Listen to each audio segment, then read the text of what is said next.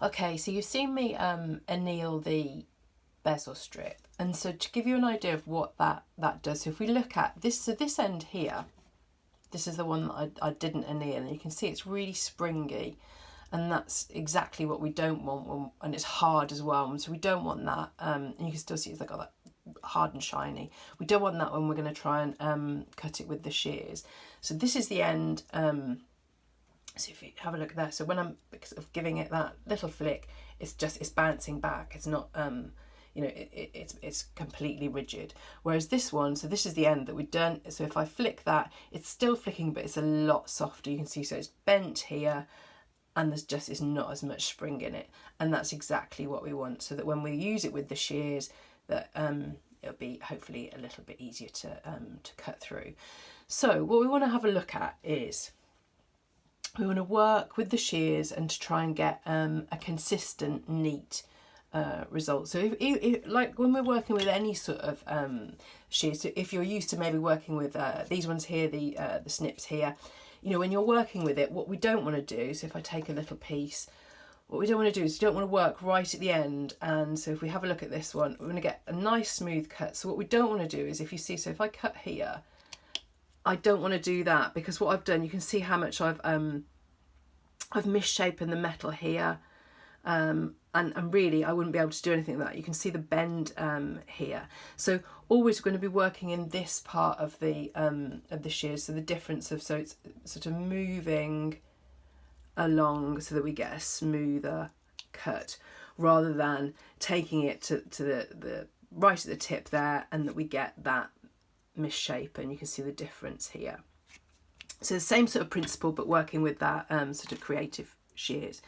So if I just find that, so this was the smoother end. So the other thing we want to do is thinking same principles, you know, with working metal on metal. If we were drilling, using our burrs, you want some lubrication there. So you can see, so if I open these up, you can see the shears here, and we'll have a go with this one. So I'm going to use some of my cut lube here, and I'm just going to run that across both sides here. Okay, so let's have a look. See how lovely and shiny it is. Okay, so I'm going to start and just pop that in here and start to just cut. So like I say, I'm just doing a few, and I'm going to open back up, line it up, just again line it up. You know how I always like to give my excuse about angles for the quality of my demonstrations. So remember, I'm a little bit further away than I would like to be with this. Just get that standard excuse in there, and I'm going to start and snip again. So I'm opening the shears back up, lining it up,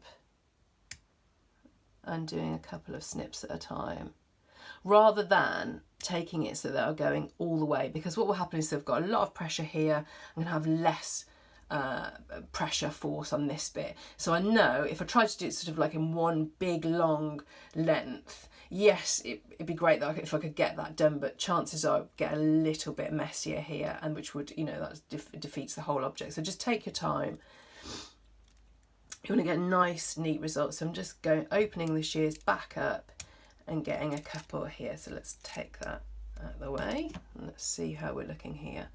And we can see how this is now starting to form. Oh, it looks like some teeth, doesn't it? There we are. How great are these shears? So there we go. So you can see how easy that was, but it's a really same principle, whichever design you're going to do. What you want to do is make sure that you're just using maybe the first 3 to 4 within that, within the blades here. Slow, open it back up, line it back up with the design, and go again, so that you can just keep going. And as you see, you know, the bezel strip is really soft and malleable. It just bends. One's gonna bend up that way across the shears, and one's gonna bend down that way. And that's how, oh look, got our little crocodile. So that's the basic principle of working with the shears. So you want to get your bezel strip lovely and malleable by annealing it, make sure that the shears, the blades that you're using you've used lots and lots of lube, and keep, take it, if you're doing a long, if you're going around a big cabochon, you want to have a long length, or you feel like it's not going through easily enough, go back, use plenty of your lube on there and just take it slowly, but you can see how that then starts to form. And that's a really good example, actually, this sort of little crocodile here, of how we've actually, although we've got one strip here, we've actually come with two there. And you might be that this one is this one is much deeper, maybe if you've got a deeper cabochon, and this one you could use for maybe one of your shallower, maybe the lovely rose cut cabs that we do, but so you've actually got two decorative strips there. So hopefully that's shown you how you can work with your shears and make your own lovely gallery wire.